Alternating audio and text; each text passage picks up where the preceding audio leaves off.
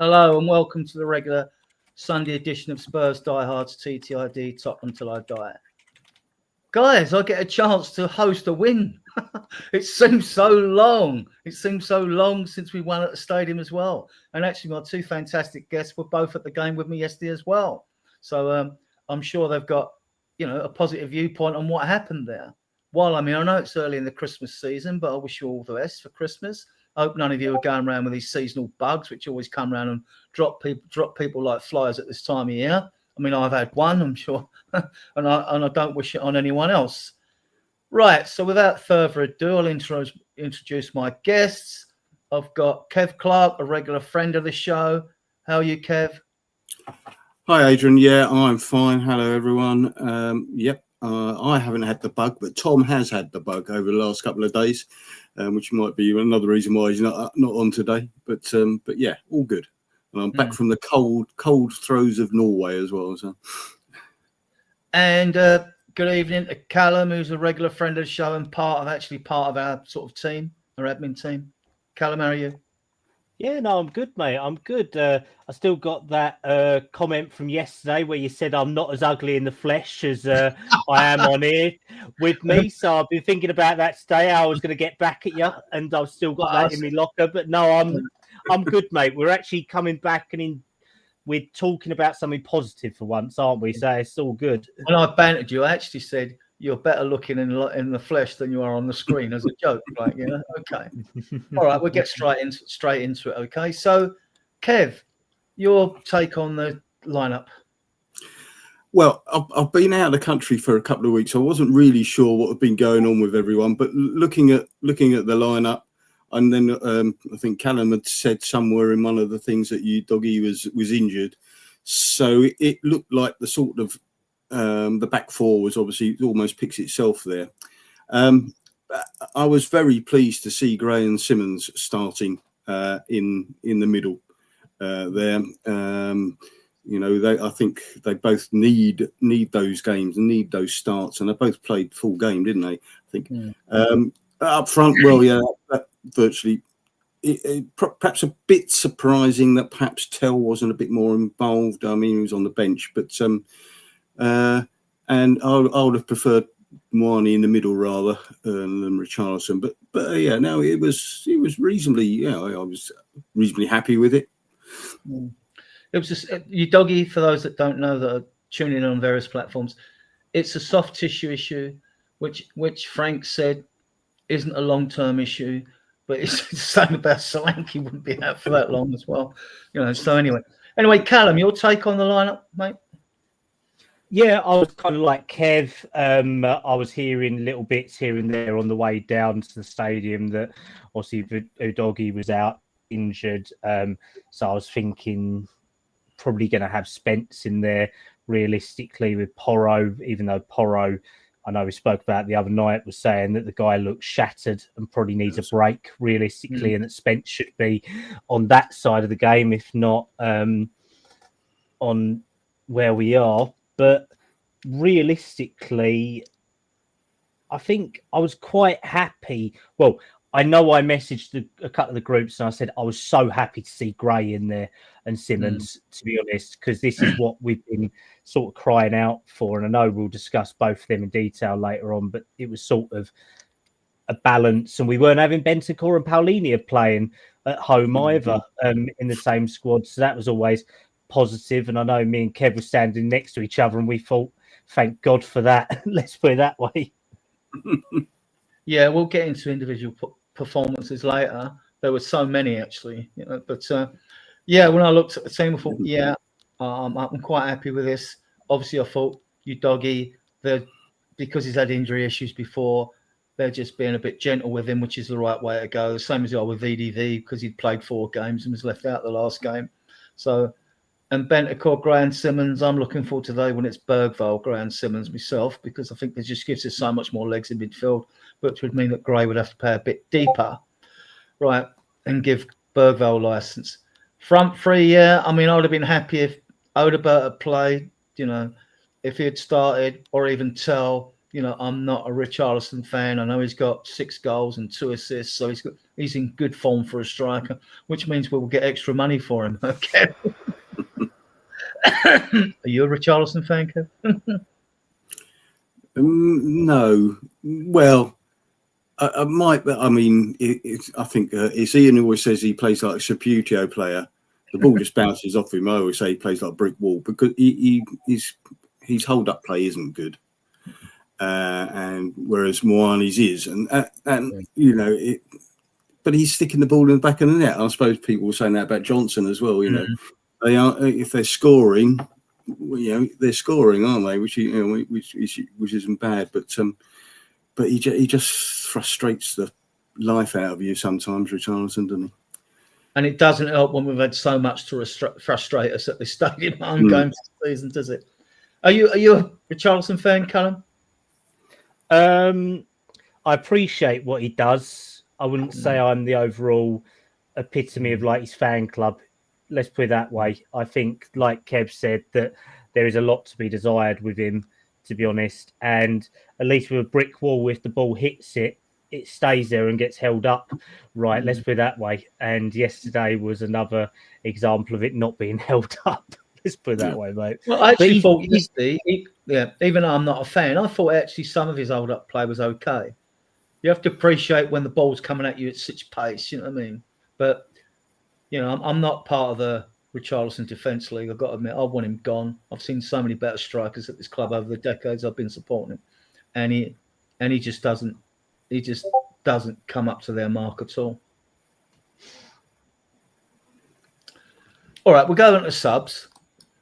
When we're putting teams out now, I mean, I'll stay with you, Callum. I mean, like, if we're looking at, like, people keep talking about first 11, but we should be thinking first 16. You're allowed to use 5 subs, and that's without 2 concussion subs, and so we should be looking at 16. But we can start looking at half our sub bench, I think, which is half of it's okay. What's your take on the subs here, Callum? Yeah, I mean, we've got enough options off the bench now. It's whether they're good enough or whether they are ready for sort of a starting berth. That's my only maybe criticism of it. I mean, we know that Bergvall and Danso are good professionals. Johnson can do a job here and there. Paulinia is a very good professional, but you wouldn't have him in the same team as Bentancur. Sarr, I will say about later on because there's some whole different thing that really miffed me and Kev off yesterday. Let's put it that way. And Odebert and Tell, they are very good players, but they are very young. And there is something that I'll share on them later on as well, which may interest people accordingly. And Kinski, well, he's backup goalkeeper. I mean, what else can you ask from him? And Davis, I think, is more of a backup option at the moment until Dragusin comes in. Let's put it that way. Kev, out of these, I mean, as Callum rightly alluded to, I mean, like Bergvall, Danso, and Paulinia, you could add them, couldn't you? They could be 3 over 5 to make a 16. And with Maddison and Kulu coming back, if Maddison comes back, without any upgrades in January, which I'm sure we're going to get. I mean, we've got a decent. I think it's a decent squad. Underperformed it has, but it's decent. Yeah, I mean, and you look at that range of substitutes there, and you take out Davis and Polinia, and they're all very young.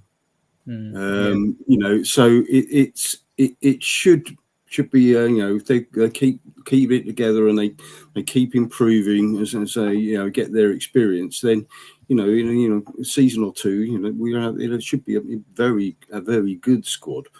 You know, with additions as well there. You know, so it's got the potential is there. Just sometimes it's just a bit lacking sometimes this season, isn't it?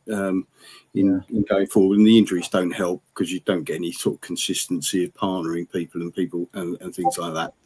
So, but yeah, I think it's you know, they say it's young. It's a young team, a young subs bench.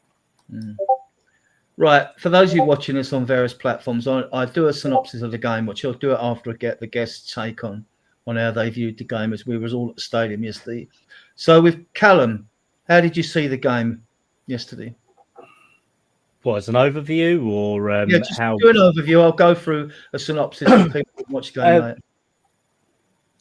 Probably a very positive attacking performance where we probably should have done more. I wanted more yesterday, if you get what I mean. And I know me and Kev probably agree on this. We felt we should have had more. We were better than Brentford yesterday, which we should be anyway, because we are, i.e., part of this miraculous top six. But we played very well. There were still mistakes and we can't cover it up. But it was probably our best home performance of the season at the moment, which I was over the moon with, to be honest. Kev? You'll take I think it was a positive game, and we started positively as well, which we haven't always done this season. You know, conceding early goals and things like that. But you know, we appeared to be on the front foot from the word go. We seemed to be more keen to pass the ball forwards, most of the team, than sideways or backwards. Although there were a few frustrations, especially late on in the game when we could have been really pushing for another goal. And yeah, we didn't let them have too many chances. There was one or two sort of cock-ups that led to chances in the second half. But overall, it was a much better performance as probably our best home performance this season in the league, for sure. I'm just going to go through the chat. First one I'm going to put up. This is the link to Callum. Callum, you explain your link with Gary here. I'll bring it up later as well for those. Get over there, XCOM guys. Go on. Yeah, so it's a new podcast myself and Gary Ward have set up. We'll be covering pretty much a lot of the same content that we do on Diehards, but there will be an emphasis more on youth games, match side interviews, different lineups throughout the way as well. We'll be doing a minimum of 1 to 2 podcasts a week with also fan views, and people want to jump on, go to the link, either message myself or Gary on there, and be happy to get you on as guests and go through stuff accordingly. I'm sure we'll come on, me and Kev and Ian and all that when he's back and everything else like that. So I don't think you'll have no shortage of guests. We can use the guests in the WhatsApp. Thank you, mate. Well, that's all right. So yeah, Brian, good friend of mine in real life. Welcome, Brian. Thanks for supporting the channel. Jimmy again, another good friend of the show. Thank you for supporting the channel. Big up from good evening. Adrian lied, mate. I don't get that. What is that in with the comedians after that? I don't get that. I think that was about Callum. Oh yeah, about saying that I look better in real life. Oh right, yeah. What's wrong with Muani now? Well, he had 2 goals and assists before, and yesterday again. He still looks a bit gassed at times. I think that's why he gets taken off, because I like this player. I think he's the best striker we've got. He had a knock, I think, towards the end of the game. He looked like he was limping at one point, and he went down just before he went off, didn't he, as well? Yeah. So I think he probably got a kick or a knock or something. Yeah. So I think this is a reply to you, doggy. So out for 9 months, Adrian. Big up Jimmy anyway. Big up Peter WW. Hi, another guy who's friend of the show. Spends more time off his feet than on. That's got to be Richarlison. Or Adrian. Yeah. Come from it was we're going to get into all individual performances, Roger. I mean, you know, instead of being drained coming away from that stadium and then having to do shows after losses, it's just a big boost. And we've got Slavia Prague coming up, which we'll briefly mention because we'll cover the Slavia on Wednesday's game. We'll see how the time goes. I know it's a Sunday for lots of people in the UK and you've got work next day. How many of them getting top 4 teams? Answer none. Well, that's opinion. That's just an opinion. Huh? Respect your opinion, Jimmy, but I disagree. Yeah, it was a cracking goal as well from a corner. Yeah.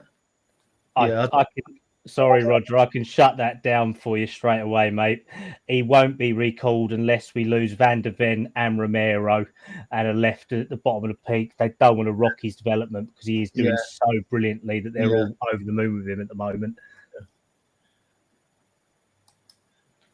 Hi, Adrian Cannon. Big up Alan as a regular guest on it and friend of the show, as a regular guest on Friday's show.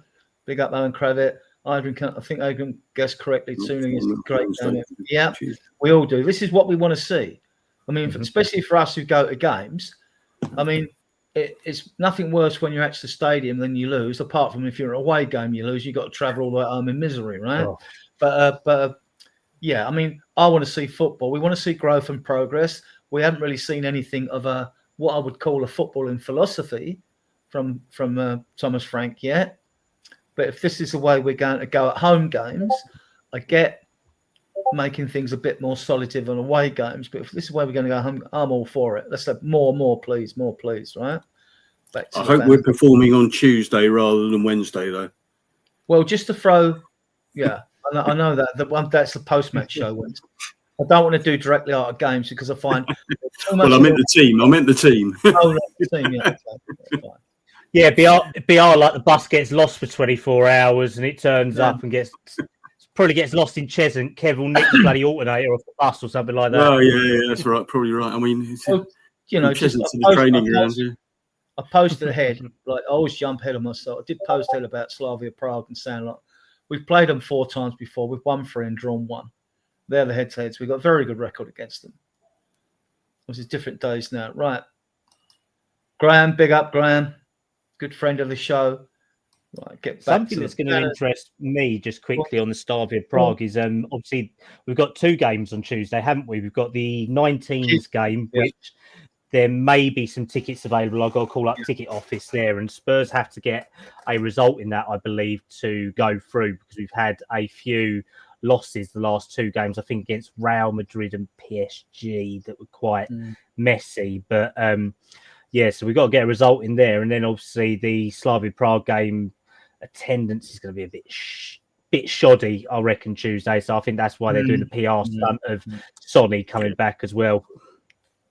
There are free tickets for that game. There's a limited amount.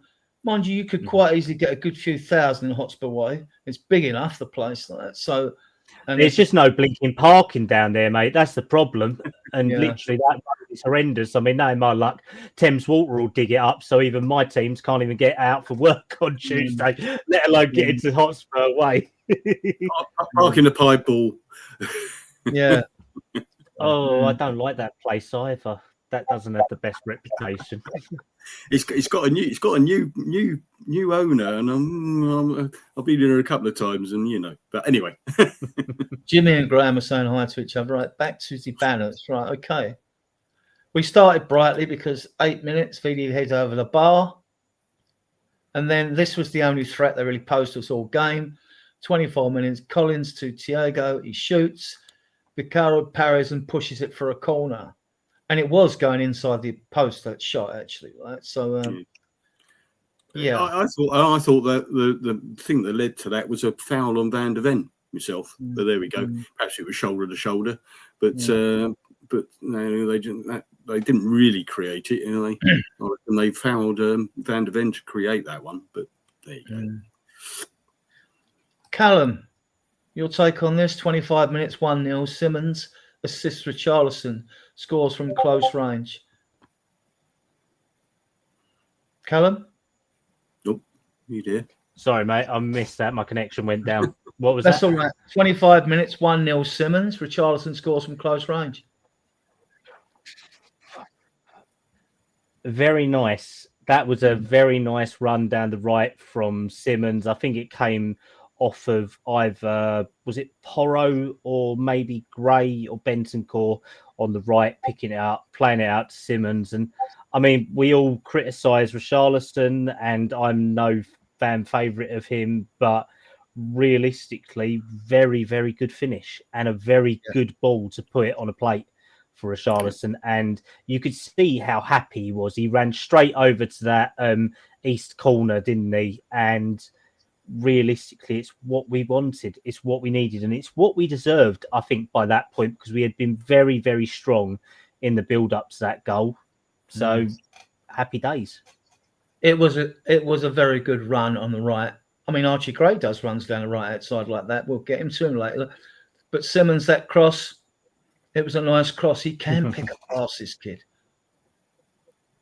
Yeah, it was. Well, I mean, Callum said it all. I mean, it's a great run by Simmons, a well-timed run, great pass to him, and he was able to sort of take it in his stride nicely, ping it across before the defender was anywhere near him, and yes, Richarlison was on the money. And staying with you, Kev, I mean, 31. He's not frightened to have a shot from outside the box. I'm not so sure. I kept saying, I'll explain why I kept saying shoot to Simmons later on, maybe. But yeah, sometimes I think he doesn't shoot when perhaps he should do. But yes, but he has got a cracking shot on him. Yeah, it's early days with him, though, you know. But this may be a laugh because Callum, 31 minutes, Romero scissors to tackle Thiago, yellow card. What I want to ask you is, do you think as an Argentinian he's got something against Brazilians? Because he did Joe Linton. Now he's done Thiago. Has he got a Brazilian hit list, do you think, Romero? Are you on mute, Callum? Hello? Has he gone down again? I think his internet's probably gone a bit again. Well, I mean, remember he had that ruck with Richarlison a couple of years ago, didn't he? Can you hear me? And he had a ruck with Guimaraes at the end of the game against Newcastle. So he does like a ruck, doesn't he, to say the least. But I mean, realistically, we've just got to hope he gets it out with him, to be honest. And obviously, most South American players is on his hit list. Let's put it that way. So luckily, Bentancur and Richarlison are on his side and not on the other side. But it looks like an okay tackle from where me and Kev were standing. But when I've seen more replays, he does get the ball, but we've seen reds given for that. And you know he'd have a target on him. So I think he is lucky to get a yellow there. But it was a 50-50. And I don't think it was malice. It was just that it doesn't look bad. Doesn't look good when you come in from the back of someone, does it? You still win the ball, but it seems like Thiago just came off on the worst end of it. I'm glad we're showing more bite, Callum. I mean, like, that's his seventh yellow. That's his seventh yellow. He got yellow. I think that was just for it, but there's still that reckless side to him, isn't there? He can have a great game against Newcastle and then Yep. That's his seventh yellow card, Kev. I mean, if you get 10, I mean, there's bite and then there's stupidity. That's where I draw the line. Yeah, he's already played one ban out, hasn't he? Yeah. But yeah, so he's got until end of December. When no, was the cut? Second game now. That's his seventh yellow card. For those of you who don't know, and if you get 5 yellow cards before half the games, 18 games, you get a 1 match ban. But if you've got 10 before the 32nd game, which only leaves 4 matches left, you get a 2 match ban. So if he picks up 3 yellow cards in the next 17 games, he's going to get a 2 match ban. I think that was it. Yeah, looks like a ban's coming his way, doesn't it? I think We've got plenty of centre backs, not a problem. Dragerson and Takai will be back then. You know, so yeah. I just like the play, and I'm not against yellow cards. I'm glad we're not. I mean, like Mourinho said, we were soft. He used the C word, didn't he, and all that, right? I'm glad we're like getting stuck in now. I don't mind the yellow cards. You should have a squad fit for it. It leaves an opportunity for another player to come in. So it's on the player's own head if he gets a ban and has to fight his way back into the team. Kev, 42 minutes, huge charge me on it. I love this player, I really do. Porro corner, Romero backheads it, and Wani heads. He had the whole goal, Kev. Well, he did, but Kelleher made some good saves throughout the game. But we were thinking, well, that should have been a goal there, and it was one of the big chances we missed that we could have won 4 or 5-0 perhaps at the end of the day. But yeah, no, it was a good chance. Nice height for a keeper, obviously, and we were right down the other end, so we couldn't see a lot of it. But yeah, it was a shame because he needs that goal in the league, doesn't he? Yeah. It was good him getting those 2 against PSG, which I happened to see when I was on the boat, fortunately, before the satellite cut out. But he just needs that one, the one to go in off his backside, doesn't he? And he'll be away. Am I being a bit harsh on him, Callum? I mean, like, game's so fast and you've only got a split second to like, and most players just happy to get their head on the ball and direct it goalwards, aren't they? Right, okay. Callum, with you. Yeah, I mean that this goal and all the rest of them summed up.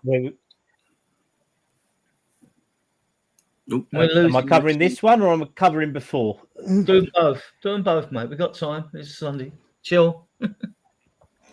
Okay. Cover the first one. Right. So the Mwani one kind of summed up our game.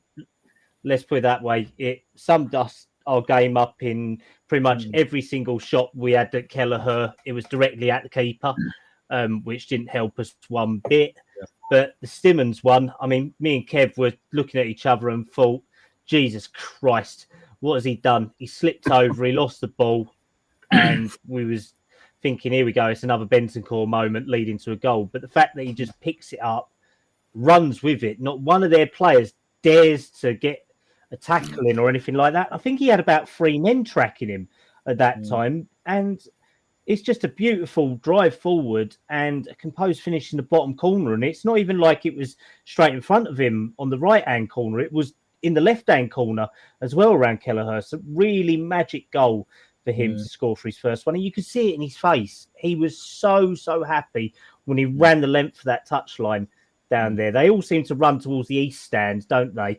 I mean, probably because the Brentford fans were in the west stand. But yeah, it was really, really good. And I was so happy about it, mate. Let's put it that way.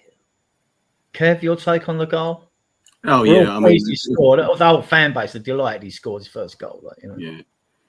As Callum said, when he that heavy touch, and we just hand, head in hands, heavy touch, but then to immediately recover and take it away. And as Callum was saying, he left those 3 guys in his wake, really, and they couldn't cope with him, catch up with him, and he had the ball at his feet, and it was a great finish, and brilliant, and just at the right time, just before half time as well. So it was.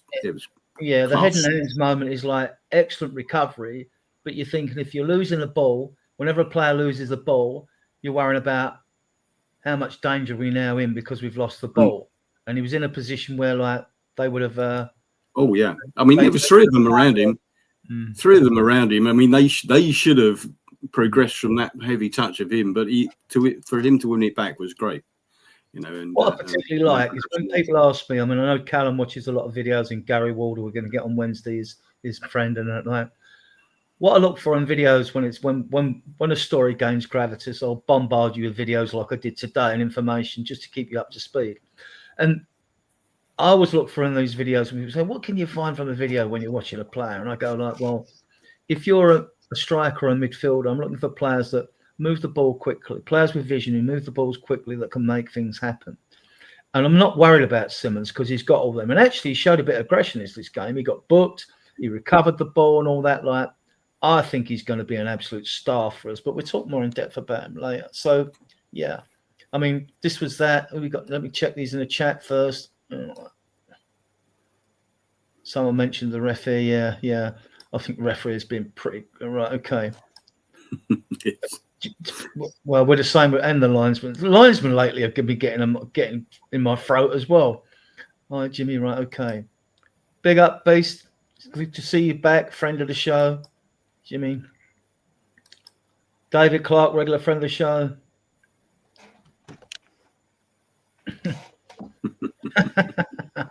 David, always good for He kept it pretty well down. There's exurbic whip, as that's unlikely, right? Mary's 3. Yeah. I mentioned that, David. If he gets 3, and we've got it's 17 games to go. Yeah, so Marnie should have scored. Yeah, from that header. Yeah, that's true. And with midfielders, Graham. I mean, midfield's the busiest part of the game. I always expect midfielders to pick up cards. Graham saying hi, Alan. Hi, Graham. Don't you be a great asset? Yeah. Well, I've seen of the player, I'd sign him tomorrow, but we'll see what happens with him. Ref gave 7 yellows in the game yesterday. Yeah, and he missed 2 corners to us as well, as far as I'm concerned, as well, which he gave us goal kicks. Callum, are you in the TARDIS? Well, no, he's got a sloping roof. It's like a dormer roof. There he is. It's only 4 or 5 because when he slipped. David, you can be harsh at times, mate. Love as he's great defender. That was lovely. I think I posted something yesterday. Simmons got like an 8.5 rating. Eze got a 6.1. It was magic. Big cheer went up to Spurs Stadium when Villa got the late goal. Certainly did. I haven't seen this, so I can't comment on David Clark. I'm just glad it happened. Yeah, we were. I was in the goal line bar before the game, and my daughter's phone. You in the bar, Kev? You do surprise me. Yeah, amazingly enough, my daughter's phone buzzed, and she picked it up. and She said, "Villa have just scored," and this was before it being shown live, the game. But obviously, it's a slight delay on the TVs, and all of a sudden, the whole of the stadium or the whole of the goal line bar was cheering. So that was a good start to the afternoon. Yeah, it's great when Live Score or Foot Mob send you a load of notifications through who's scored, who's done this, and it's still waiting. Who's on TV? Don't even know who's on TV by the time that it gets there. 47 minutes, Paradise telling Sade, yellow card. Yeah. It was a 56 Collins. Yeah, I mean, he did well to get this ball back. I mean, Callum, this was a good scoring chance as well. Yeah, I mean, this was about 10 yards from me and Kev's face, weren't it? Something like that, where we was. We were both really annoyed by it. More than how much hard work he did to actually get it. And he ran all the way up there and then he squared it straight at the keeper. And we was trying to come up with a sort, not an excuse, but a balance to it, that i.e. wrong side of the pitch. He was on his wrong foot. That he's not a striker, that he's not a left wing or anything like that. It was just purely, this was one of 3, maybe 4 instances yesterday, including the Mawani one, where he put it straight at the keeper. And it was so unfortunate because he did everything right, just he couldn't finish his dinner with this one. Let's put it this way. And it was so frustrating because he did so well with it. Yeah. Kev, do you think he couldn't believe his luck and got excited and blasted it? All you had to do is lift it. All he had to do is lift it. Well, yeah, maybe. I don't think it was something. It wasn't luck. He made his luck there to get the ball back and be through on goal. But yeah. I probably would have missed it. But Harry's wife probably would have scored it. It was. Yeah, it was, as Callum said, it was just frustrating because, when you throw a goal, you hope you're going to see the net bulge. But unfortunately, it was, probably straight at Kelleher. And he's got to make the save, Kelleher, and he did that. Unfortunately. All right, we'll stay with you on this one. 55 minutes, Coot shoots from the edge of the box, Kelleher saves. Yeah, I think me and Callum, we were slightly different about how we thought Kudus played yesterday. I thought he had a pretty good game. And he was a bit, and that was, he took his shot well there. But again, it was, probably at a good height for Kelleher. So, yeah, David. Yeah. All right. Let me remove that one. Callum, 60 minutes to Chicago, a few huge VDV challenges. This player's upped his game this year. We've all thought, he's all pace and perhaps he'll only play high-line football. But he is one person that I've been even more impressed with this year. Have we worked out whether he's a centre-back or a striker yet? Because I'm still having debates on this one. But his recovery speed is outstanding, isn't it? And just his knack that, whereas Romero will go in and do a silly scissor kick, Van de Ven just somehow manages to do magical tackles without hardly ever getting booked. I know he picks up a few, but this was just the epitome of a top-class centre-back. And realistically, I can see why the club wants to tie him down to a new contract, because it's motions and actions like these which kept us into the game. Because, like we said, we've had 2 to 3 chances up to this point. Even though we scored 2 goals, this one, realistically, Thiago was through. And it was just Van de Ven recovering to help us out. So, no, really, really good tackle by him. And so then I think he recycled play afterwards, didn't he? It either went out of play or he recycled play. So, no, I was really happy for that. So, really, really positive from VDV yesterday. Well, we've got no worries for those watching us, the 45 of you watching us on various platforms about VDV and rumours of Real Madrid and Barcelona, because he's contracted to 2028 and they're looking to give a good deal, and he loves it at the football club. So, and you've won a trophy, so that gives you more reasons to stay as well, like that. So your take, he did the same against Newcastle. He made a really good last-ditch save, didn't he? I think it was better than this. Yeah. I mean, I was watching the Newcastle game. Wasn't Newcastle. We didn't play in that game. No, it was the PSG, wasn't it? PSG, yeah. Yeah, PSG, he made that cracking tackle.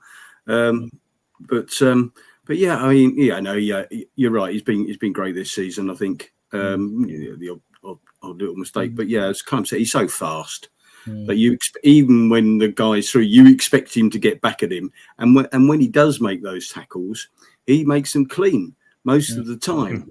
In that sort of respect, he reminds me. Adrian will probably remember him. Callum won't because he's too young. Of Keith Osgood when he was first playing for us, with his last sort of ditch tackles that he used to do. But anyway, or the goldie challenged by the man who's got no knee as well. Yes, the magic man himself. Am I the only person who thought Kudus had a shit game yesterday? Yeah, I think so. Yeah, you must be. I thought he was so wasteful yesterday, and he reminded me of Lucas Moura. He was just running into blind alleys and not being effective. I thought his hold-up play was excellent. The balls he pulls down the air and controls it. The best person I knew that could control impossible balls coming at him was David Ginola. He was brilliant at that on the touchline. You think that's going out, and suddenly he'd pull a ball down above his shoulder. And Kudus has got that fantastic balance and ball control. The one thing I would agree with Callum about Kudus is his final delivery ball, or lack of delivery ball, wasn't quite there today or yesterday rather, and there was times when he could have knocked it down the line and knocked it across, but there you go. David's ribbing you. He's in Leicester, by the way. Maybe I weren't wearing my glasses enough, David. Let's put it that way. But I just thought there was times when he should have done better. Maybe I'm being too harsh, but I think there was moments where I would have hoped he did better, and there was certain moments towards the end, like the one in stage of the game, like he tried to, where he flicked that ball over his own head. Yeah. How he flicked the ball over his own head, trying to bring it down and created a chance for Brentford. Maybe that has skewed my view completely, thinking how the hell have we done this? Well, obviously, Romero and Van der Ven had a right old go at him for that one because it gave the throw to Brentford and that gave them a chance.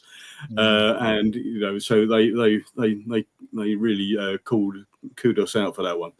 David's in Leicester. All his family are Leicester fans. He's a Spurs fan surrounded. We know how that feels, David. So, kudos would be twice the player because we've all got options on the play. I think he could play as a 10. I still think Kudus could play as a 10, to be honest, through the mid or playing as a shadow striker off a natural 9. I think if we had him and Solanke, there's something there to be utilised with Simmons and someone else properly on the right. Kev, 6 Paulina for Bentancur. What's your take on Bentancur's game? Well, Mr. Meth always says if Bentancur plays well, Spurs play well. I think it's the other way round. I think if the rest of the team are playing well, it makes Bentancur look like he's playing well. But I still think he's not quite on it most of the time. But he did all right. He did. I mean, it was Brentford, as people will say, but he was okay in the first half. But swapping him for Paulinho was the right move at the right time. I think at that point because Brentford were getting a little bit more into it. We needed a bit more bite there. So I think, and as we say, we don't like them playing together. So swapping one for the other is okay. Especially at home.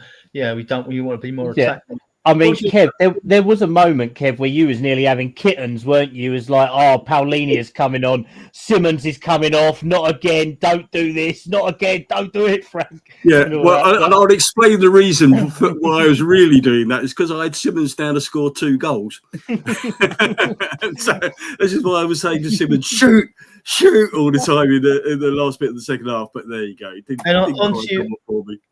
Back to you on this one, Callum. Thiago about to shoot, huge tackle from Romero is already on a yellow. It was a good tackle. I think there was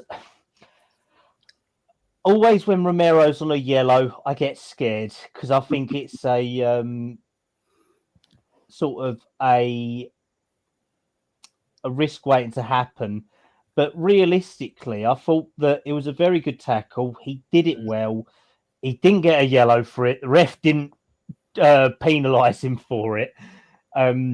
So it did help because Brentford at this time was sort of growing into the game a little bit more realistically. I think Bentancur going off, Paulinho coming on, they hadn't fully settled down because Bentancur did have a good game. He did sort of have stability and balance in there with Gray and Simmons around him. And then Paulinho coming on, he was still trying to find his feet a little bit. But Romero had to make this challenge or it was going to be probably, I wouldn't say it was going on target, but it might have been at least an attempt. I mean, Kev, from what I've seen these players, I trust Romero on a yellow card more than what others.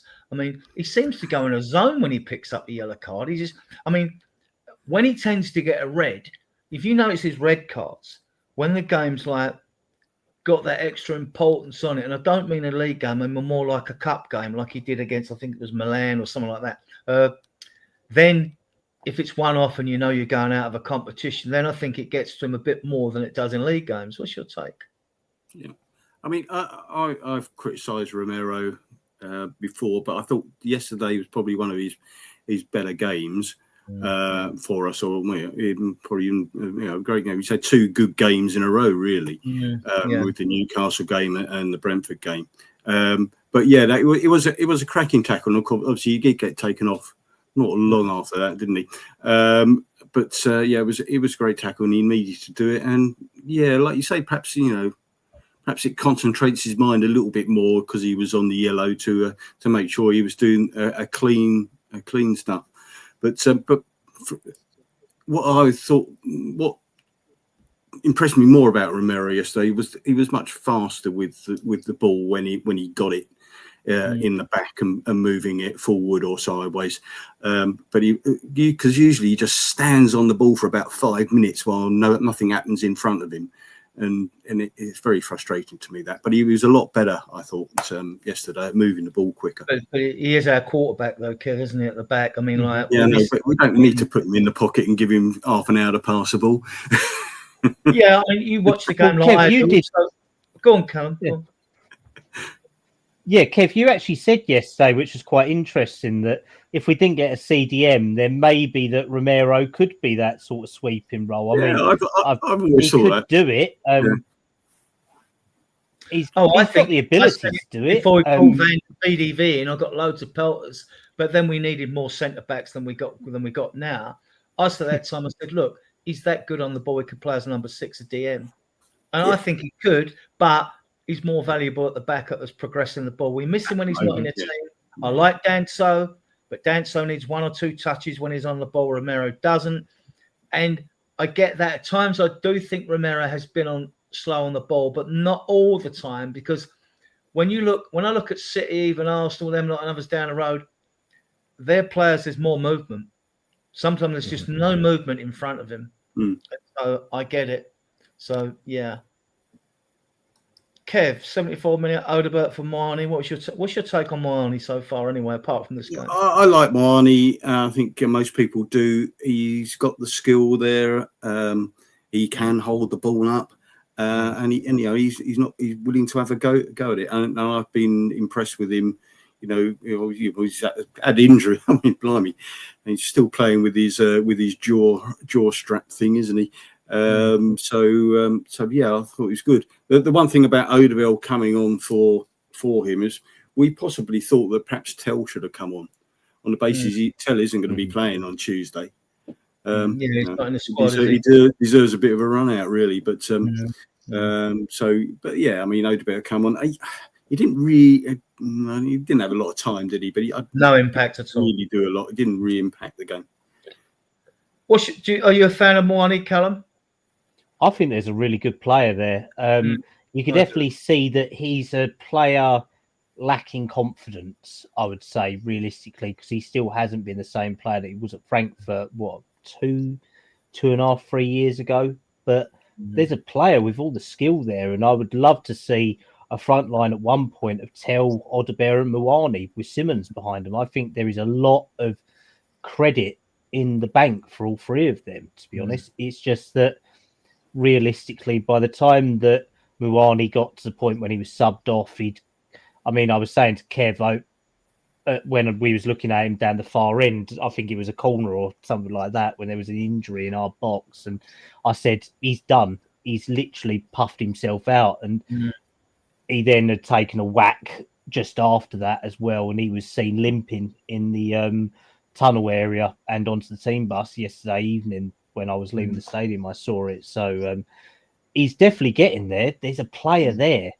Whether I see him at Spurs long term is another question, because I think that PSG would probably want a lot of money for him. But there's definitely a good there's a good player there. He's growing in confidence. I think he's someone who can do a job. I just don't like him on the left.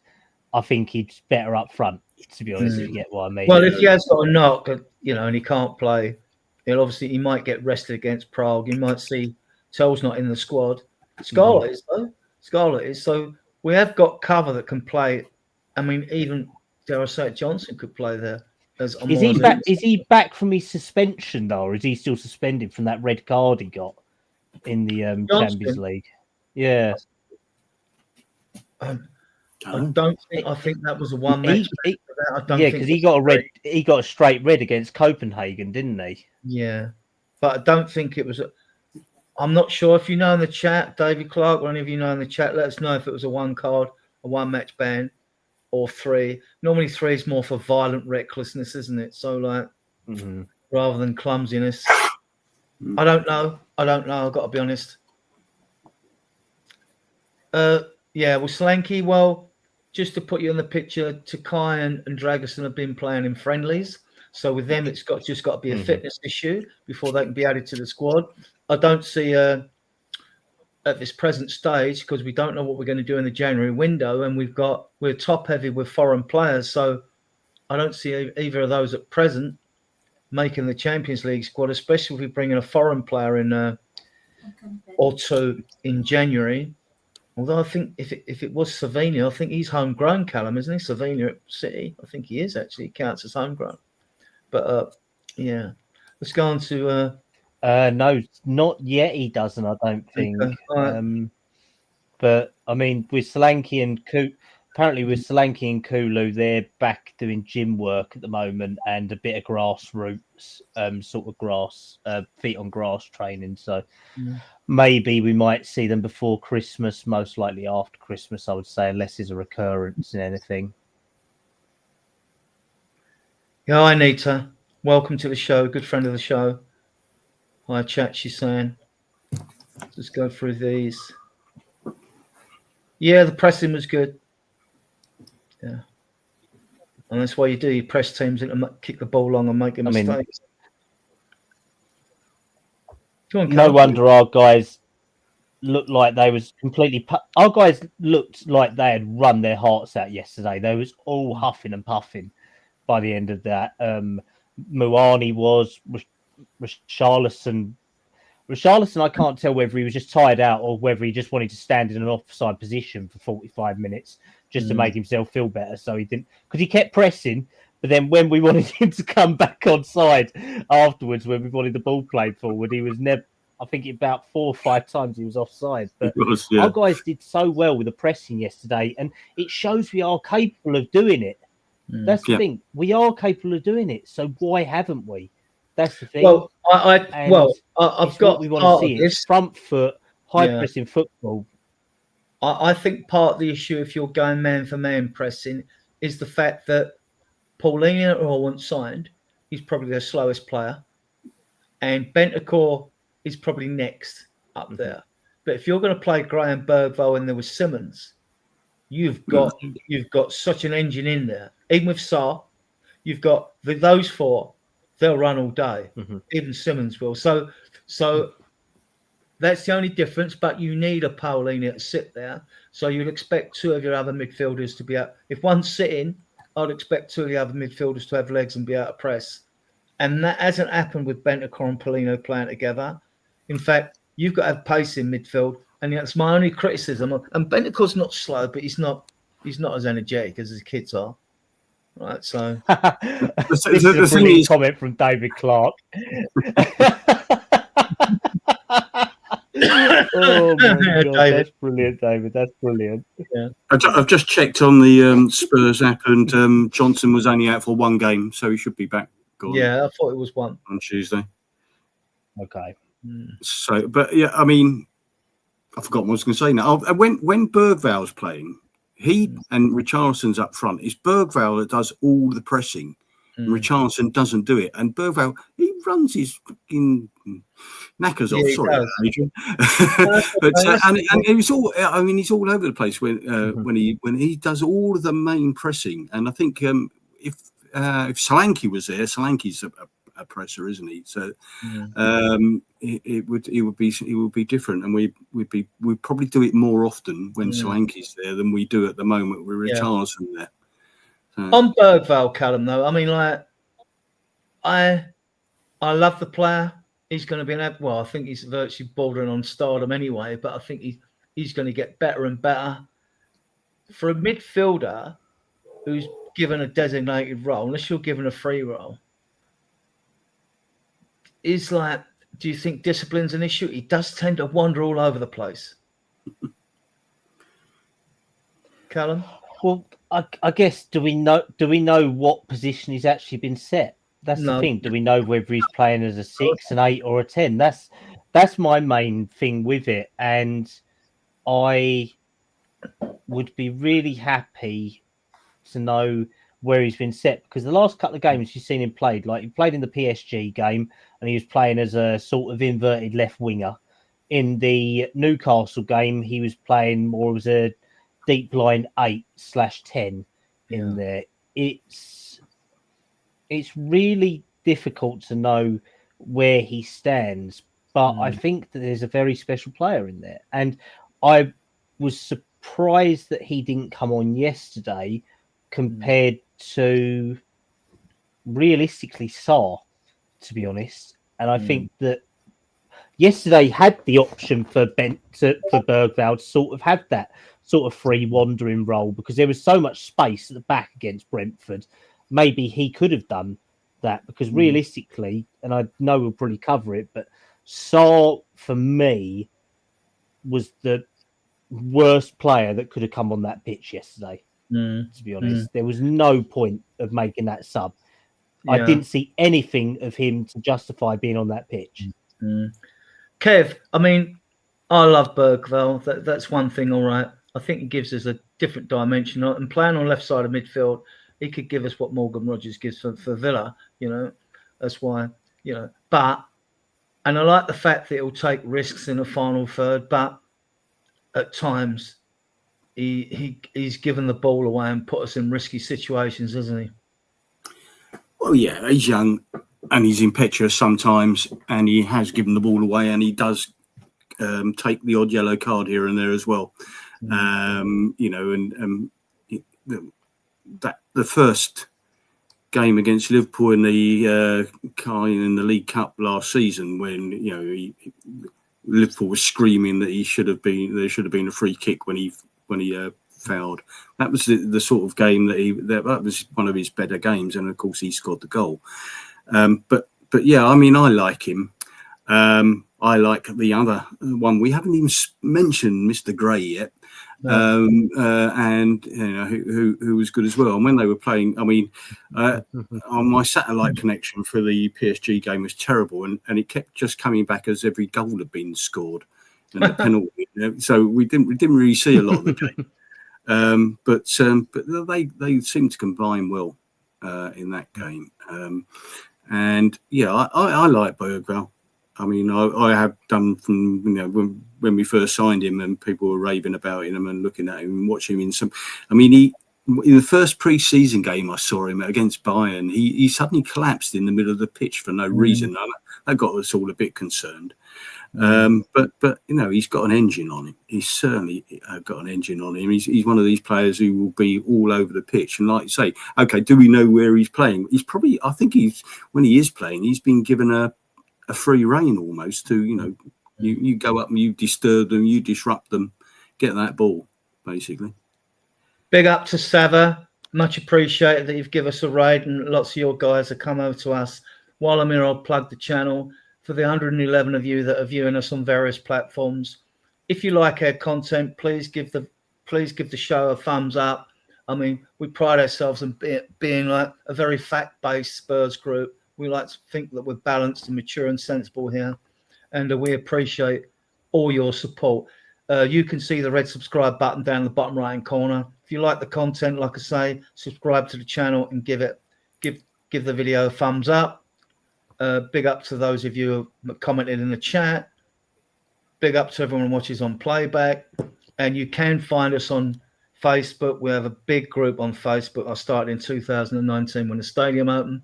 That's approaching 15,000. Just wish we could get them over here. But people, they just like certain platforms, and you don't have to make a commitment on Facebook. You just go on there when you want. Whereas this is a time slot. You have to choose. You make a conscious decision whether you want to come and watch us. We also have a XCOM group. We have a WhatsApp group. So if any of you ever want to guest on the channel, we just need your phone number to add you to the WhatsApp group, and you're welcome to do that. And we have a Discord group where we're actually archive. There's only about 24 in there. We're archive everything I post to you guys when I bombard you with facts and information through WhatsApp and things like that. That's my way of like keeping all that information. So yeah, and a big up to everyone who watches on playback. So we'll move on. Thank you, Sava, again for the raid. We've got a few in the chat. Marianne, Sava, raid. Yeah, thank you for coming over. Something's wrong. Something wrong, Sava, raid. Yeah. I might not be able to get through all these chats. Flower Power, Destiny. Big up Destiny. You can find Destiny on lots of podcasts. I mean, or sitting in channels. He was on. Yeah. I really just like. Yeah. I'm sorry if I don't get through you all.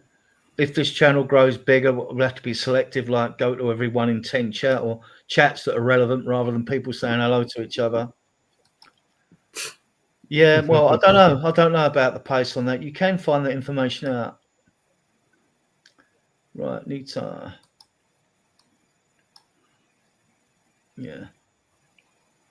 Yeah, we'll be eating humble pie if that happens. Let's put it that way. But we'll wait until he gets an injury, and then he'll be dead for the rest of the season. Yeah. We'll see. Right, let's remove that comment, and then we'll get on to the next banner. 77 Gray takes out Uatara, yellow card. Oh, Yeah, this- it's just slipped past Gray, isn't he? And I this was don't a mind joke. yellow cards. Yeah. Go on, Callum, go on. I think this one was a joke, to be honest. I honestly don't think that it was a yellow, to be honest, because the ball got knocked out of play for a throw-in, and he then goes back and books Gray. How does that work? Like, I mean, you're either going to give a yellow card and give a free kick, or you're going to give a throw-in. You don't give a yellow card because you can't play an advantage for a throw-in, to be honest, when it's gone out of play. So, I mean, I think we said this yesterday, Kev. We was thinking what the blinking hell had happened with this one. It didn't make any sense, did it?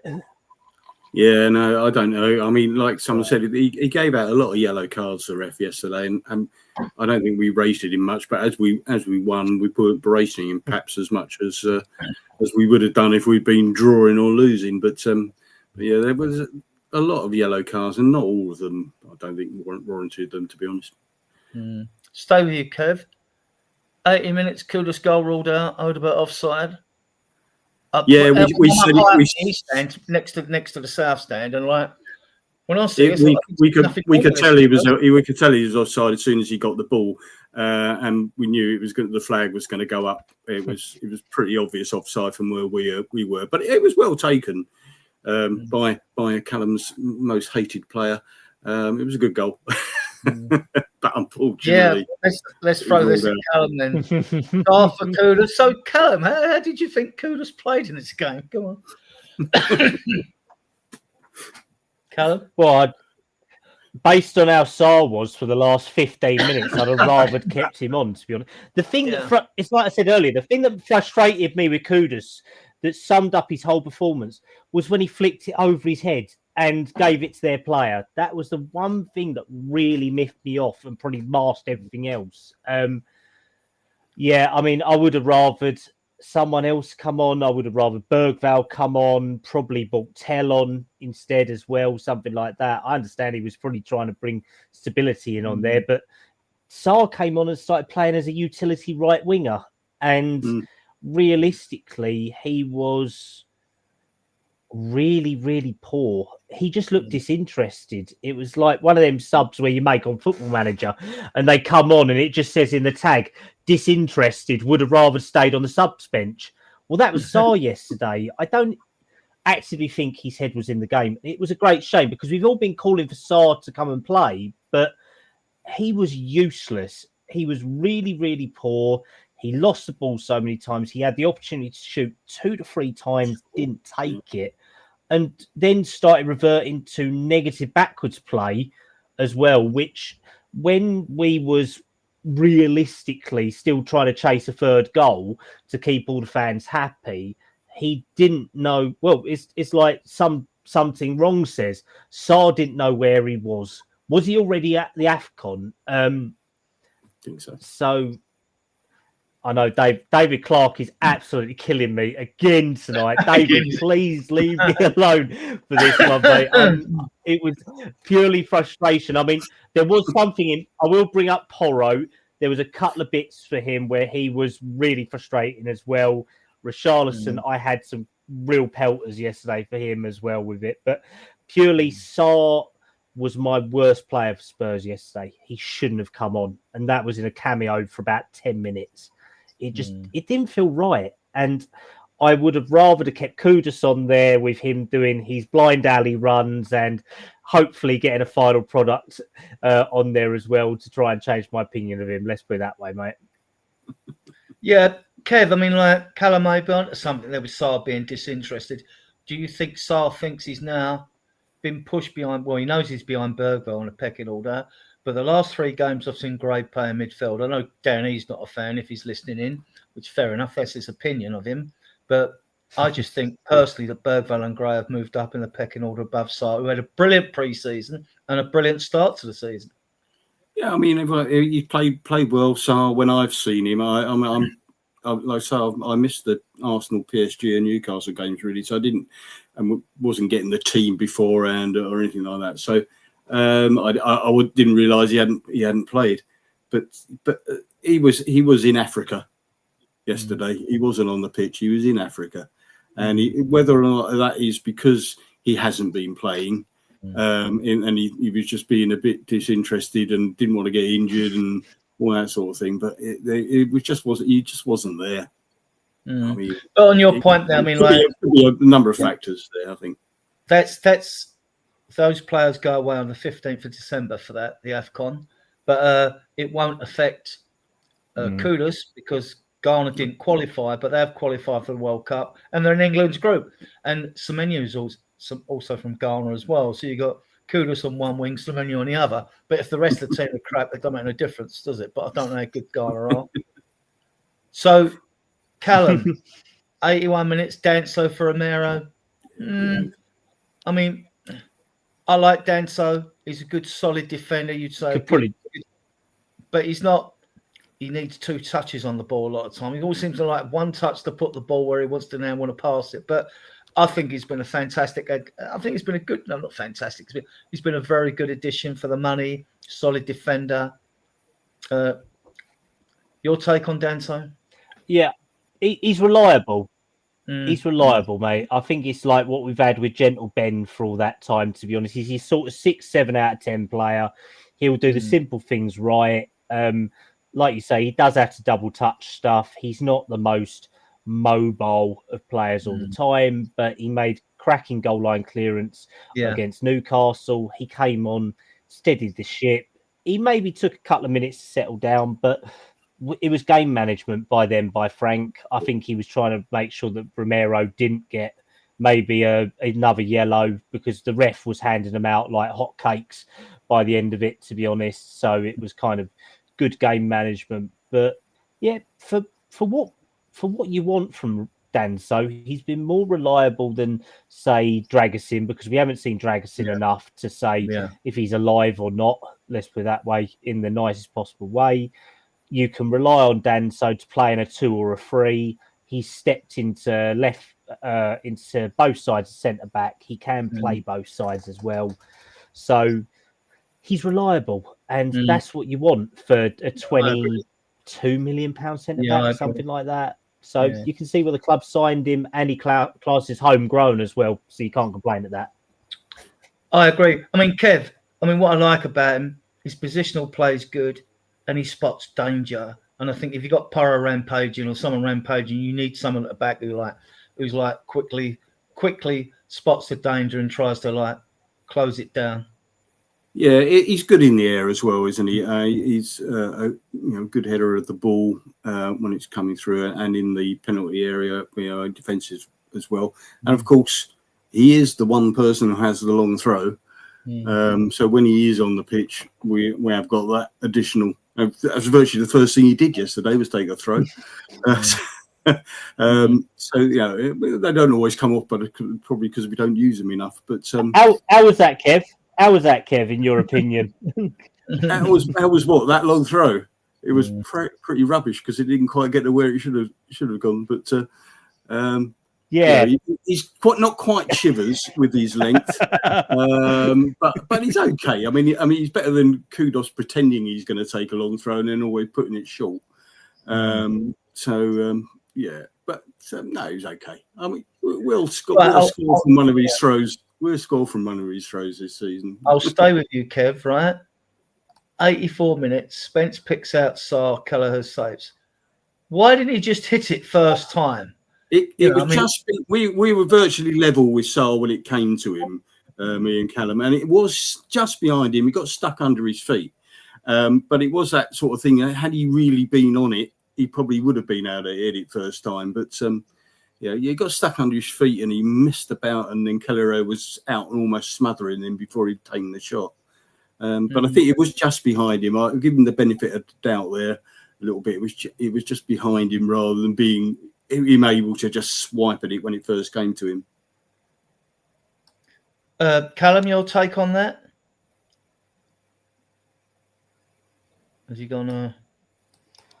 Pretty much the same as Kev's, to be honest. Realistically, he did scuff it to under his feet. It wasn't the most well-placed ball, but I think that he could have probably done better. But I think we can't just throw it just at Sarr. There was obviously the Mawani chance, the Spence chance, and the Odegaard chance where they probably should have all done better, putting it past the keeper, to be honest.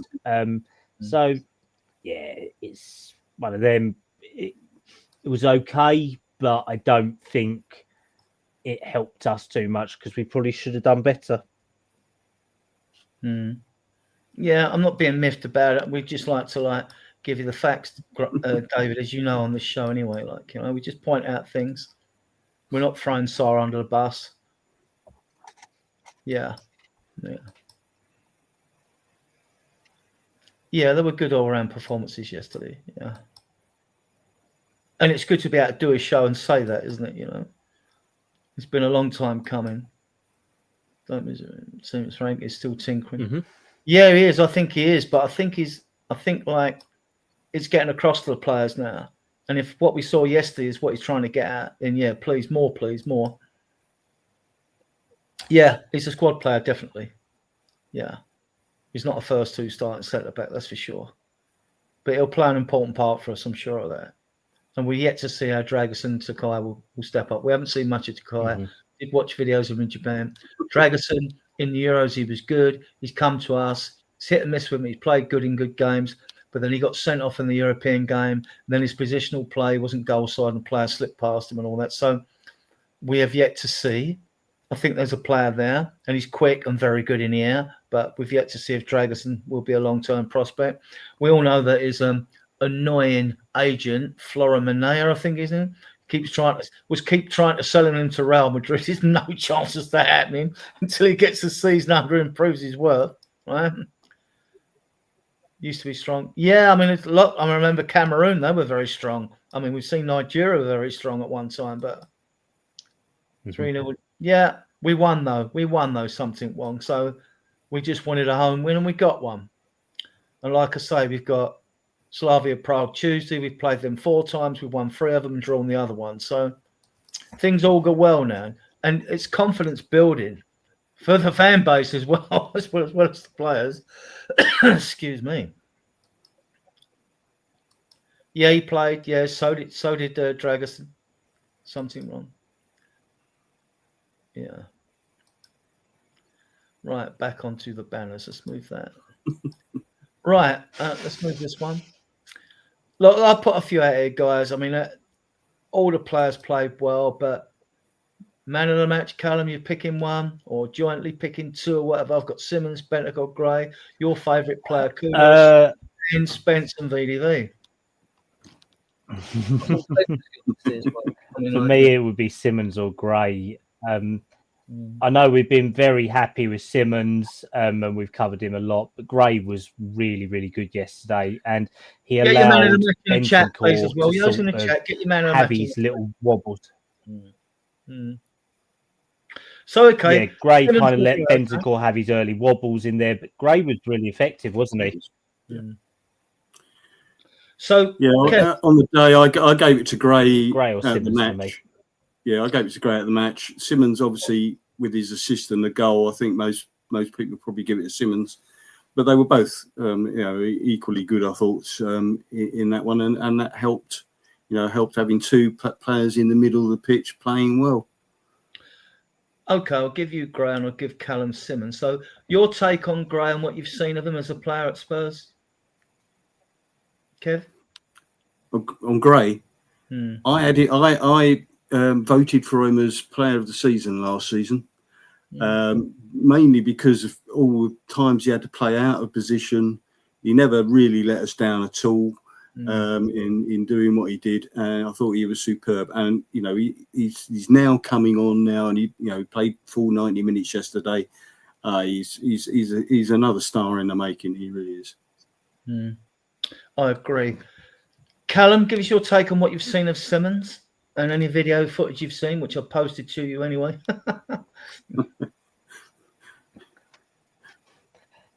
Yes, you sent me about 30 videos in the last 24 hours. I am still working my way through them. I do have a life, Adrian. I am still working my way through them, sir. But but no, I mean, we know that Simmons is a very good creative player. He's had an up and down time throughout his career. He's had big moves that haven't worked out. Obviously, he's been okay for us so far, but he hasn't played for majority of the matches. They say that he's played in 17. He's probably started about 10. But for me, yesterday was probably his best game. Realistically, he's got, I think, 3 assists and 1 goal now, something like that.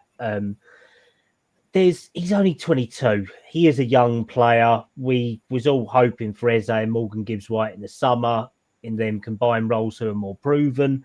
But when you do look at the videos, eventually when Adrian does send them to you, he will post them on every forum out there. But realistically, he does score goals from outside the box as well. So he does have them in his locker. I just think that there's a lot more to come from him, which I'm happy with. Kev, I'll tell you what I noticed about Simmons yesterday. And when we get a new player, I always study them. I tend to watch them for the whole game, right? But in the earlier games, he was holding on to the ball too long, getting closed down, out-muscled, blah, blah, blah. Yesterday, he was taking more of a leaf out of Maddison's book. As soon as he got the ball, he was looking around. I like his vision. He's a good pass for the ball. And he was releasing the ball a lot earlier. Do you think that's a correct assumption or not? Well, yeah, I think you're probably right, Adrian, because, I think we all know that when you come from on the continent and you come across the Premier League, it all tends to be a bit faster over here and a bit more intense all of the time. Whereas it will be in some of the games, in Germany, Italy, France, whatever, there'll be the odd game where it's like that. In the Premier League, it's every game. And it's taken him a bit of a while to realise that, perhaps, or to be able to amend his game slightly. So he is looking up and he is getting rid of the ball faster. But yesterday he was also more. He was stronger yesterday. It felt like, well, whether or not it's because who he was playing against, but he was much. He seemed to be not. He wasn't pushed off the ball like he has been and things like that. He was a lot stronger yesterday. But yeah, so I think he's getting used to it now, and having 90 minutes and scoring, it's probably done him the world of good, isn't it? Okay, Cyril McCoy, we'll talk about this, Callum, because we've only seen Gray play a few. I mean, I watch Gray at Leeds. I know you watch a lot of the young football that I do, and Gary Wall does, and all that. And when we're interested in the player, look, this player. From the first couple of times I saw, I thought this kid's got something about him. You're right, you just notice these things. He played about 33 games for Leeds at right back, a few as a number 10, a few down the right.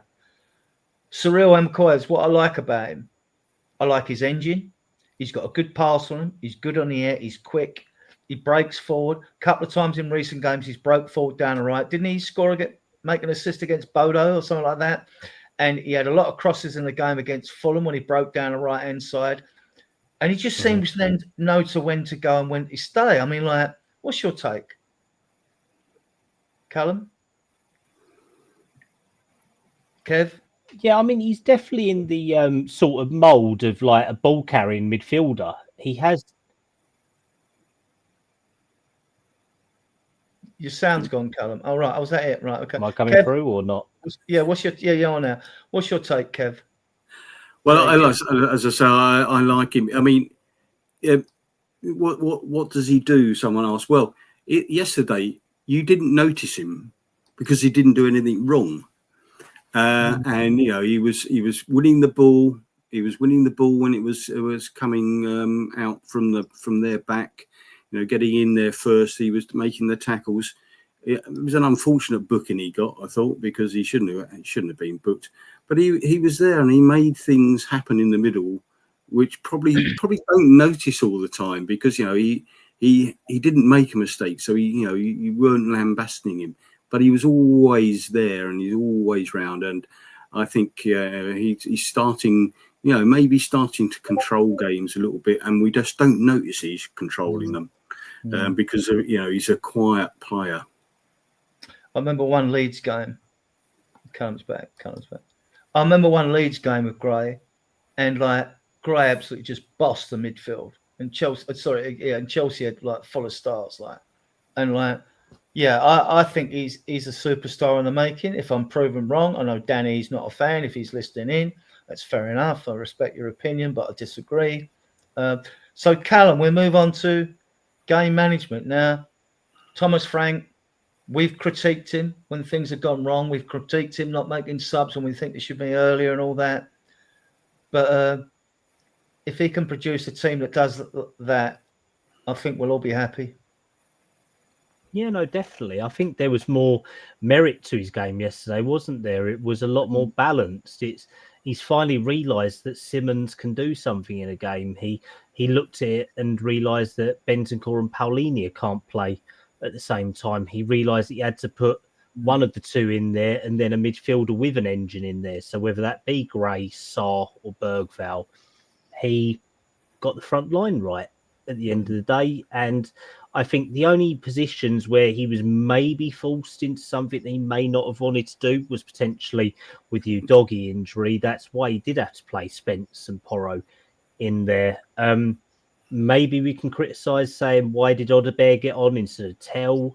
But that's down to him because he said that both Tell and Odebear and Johnson all have trained well in the week. And it's down to him as the manager to decide on that. So he made sense yesterday. I think that's the best way of putting it. Whereas half the time we sit there and look and think, why are you making subs at like 79 minutes and we're losing 2-1 when you should be making them earlier? So yesterday it made sense within reason. I wouldn't say it was 100% effective because obviously Odebear came on, didn't really do much. Sarr, we've already all agreed on that he was quite invisible in that game. But then Danso and Paulinho coming on did stabilise the ship a little bit as well. So 50-50 on the subs, the game tactics themselves, there was patterns of play that we saw.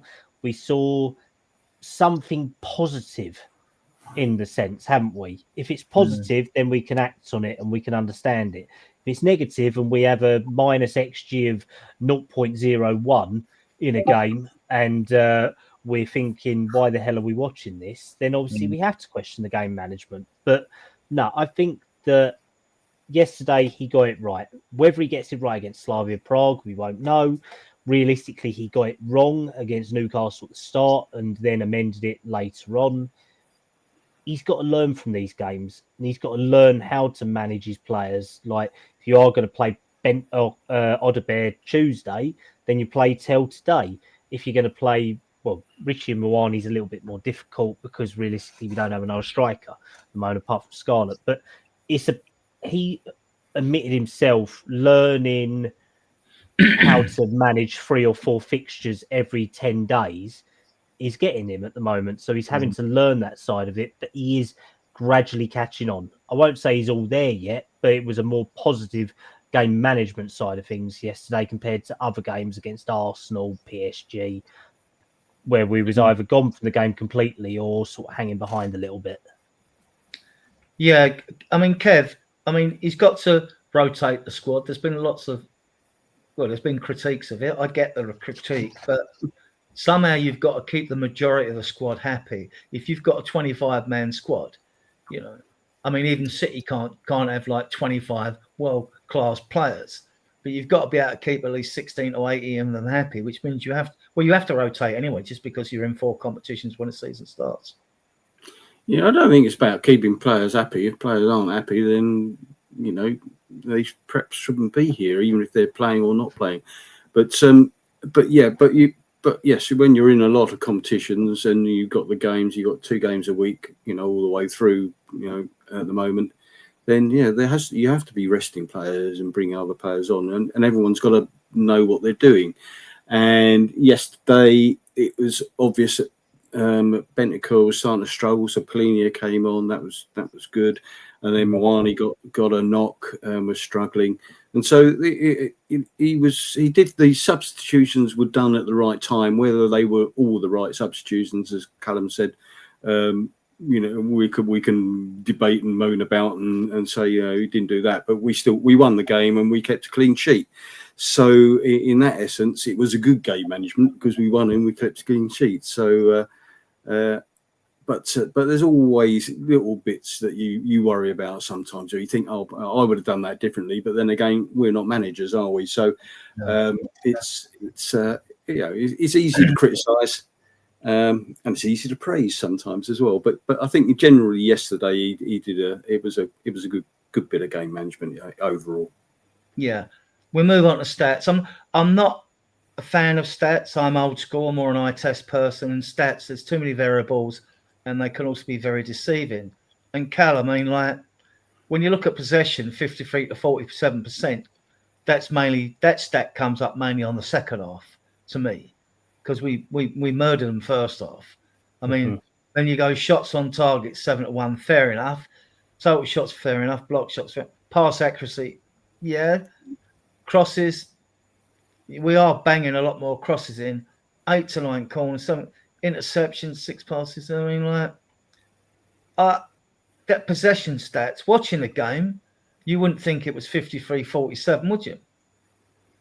Not really, to be honest. I mean, I thought it was a lot more in our favour than some of that. Well, Realistically, this is the thing. It's what you do with the possession, isn't it? That's what it is, really, isn't it?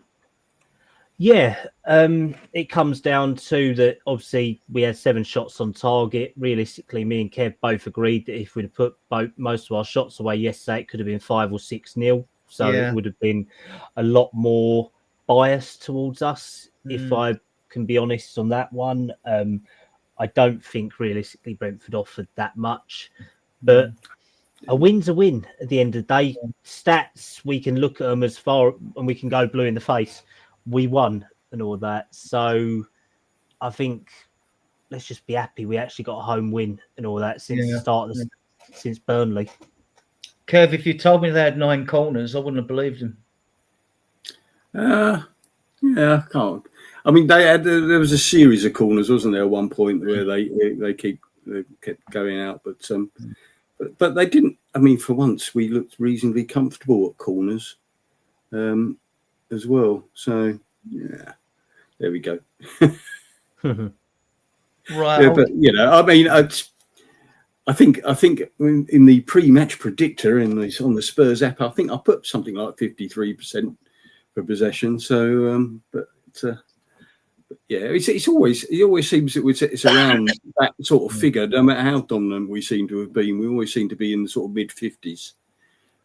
So I'm not going to go into transfers because although I've got banners for this, I'll save them for Wednesday or whatever or another time, because I'm not a fan of the transfer window until actually stories gain gravitas, which means like clubs are talking, agents are talking, or players are agreed terms. So, but just a couple of points before I give you the fixtures coming up. Mikey Moore brace against Kilmarnock. I am a big fan of this player. And he's done it now. If this is true that he's been on the laughing gas, I mean, I know we've got an option to extend his contract with a 1-year option. The only way you do that is if you want to get money for him. But he's done, Callum, isn't he, at his club, Basuma? From what I'm hearing, yeah, he's really blotted his copybook now, and they're considering either HR action or legal action. Realistically, there was talk about a week ago before this got released that they was going to extend his contract just to protect market value. That's flatlined now, and he's really, really shot himself in the foot. This is not good. He got a formal warning last time and he got suspended. So I reckon Spurs will try and move to do breach of contract here. And then not have to pay his wages then just sack him outright. Yeah, that would make sense. That's what I'm thinking. Or if they do have to pay him off, they'll then try and sue him afterwards for breach contract. So, and it's a shame, isn't it? Because we knew there was such a good player with Basuma there. It's either been consistency or just him being a prat that hasn't helped, to be honest. And he's just one of numerous. He's just one of numerous players we've seen over the decades that have got all the talent in the world, can beat the press and all that when he's on song. Just lacks the dedication and self-discipline, though, Kev, doesn't he, to be, a superstar? Yeah, I mean, you saw a few games that some of the games he played for Brighton, and you're thinking, yeah, this is a good player. He's come to us. He hasn't really done that. He's done it maybe one or two games, but he's more often getting stupid early bookings, which completely takes away what he can do. Because I was at the West Ham game away game at West Ham last season when he started for one of the first times he started, and he got booked in the first 5 minutes. And that completely made him ineffective for the rest of the game, really, because he couldn't go in for tackles. He couldn't do anything. So I think he's lacked a little bit of discipline and self-control, and he just hasn't hit it, has he? And he got and he's off the pitch activity as well. That's it. I mean, we were all saying goodbye to him anyway, but and he got 3 suspensions in that season where he simulated a dive against Luton. If it wasn't for Decky and VDV's goal and Decky holding up the ball for most of the second half after we scored, he would have cost us dearly. A talent, definite talent, but sorry, you're a waster. And I've got no sympathy for him because the money they earn and all that, you don't get sympathy from that. If you want sympathy, you find it in the dictionary. It's somewhere between shit and syphilis. So do that. Right. So just the last bit we'll go on before we put up Callum's Project Spurs. These are the fixtures coming up, Callum.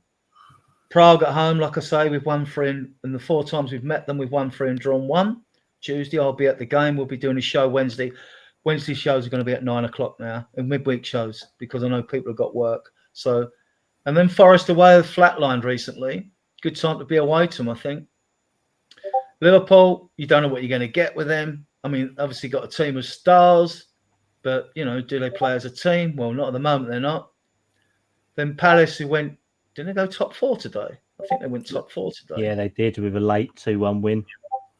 Right, okay. Then Brentford again. We're playing them quite close, 2 fixtures close. Then we got Sunderland, who are having a fantastic season. But we'll see how they do in that time. Then we got Bournemouth. Then it's West Ham. They drew today at Brighton, I think. So, but they're 3 points behind, the 4th place team. I'm sure not many Spurs fans would laugh if they did get relegated. I think they've got enough to avoid it, though. But we'll see. And then we get Dortmund away. What I will say about Prague, them bastards at Spurs charged me £70 for that ticket. For Prague, for Christ's sake. So what's your overall take on these fixtures? You see us coming through them with lots of points, Callum? It's a nightmare, to be honest. When you look how close that is, 28th, then the 1st, then the 4th, then the 7th. That's a game every 3 days. Same for the top teams as well, though. Yeah, but the problem is that all the top teams have a lot better squads than us. True. And they have a lot better players than us. We don't have 3 of our best players in Maddison, Kulusevski and Solanke to rely on. And I don't think they'll be available for that. We're trying to scrape through for numbers now that are good enough to make impacts. Luckily, we don't lose Kudus. I will praise him for that, saying that he isn't going to the AFCON, so he will be still with us. But realistically, we know that it's going to be a tough round of fixtures. So I'd say Prague, like you say, you've got £70 for a ticket, complete and utter piss take in that realistically. I think that they're doing the Sonny PR exercise because they're going to have an attendance less than 50,000 for it because it's a Tuesday night game, Category C, and they're charging money that they're charged for a Category B or A. On that, Callum, without interrupting, I just want to point out to fans, we had 49,000 for one European game, 54,000 for another. This is the Champions League. These ticket prices should be set so as we've got a full crowd in there to push this team on. Go on, carry on, Callum. Yeah, who has 140 quid to spend in 4 days and all that. I mean, I definitely don't. And I know you pay for your season ticket across the year, mate, but even that's taking the mick and all that. To be honest, you pay your season ticket and then pay your Champions League tickets on top of that. It pushes it a lot, to be honest. So, yeah, realistically, but it should be a win on Tuesday. Forest, they've lost 3-0 yesterday, so it's a good time to play them.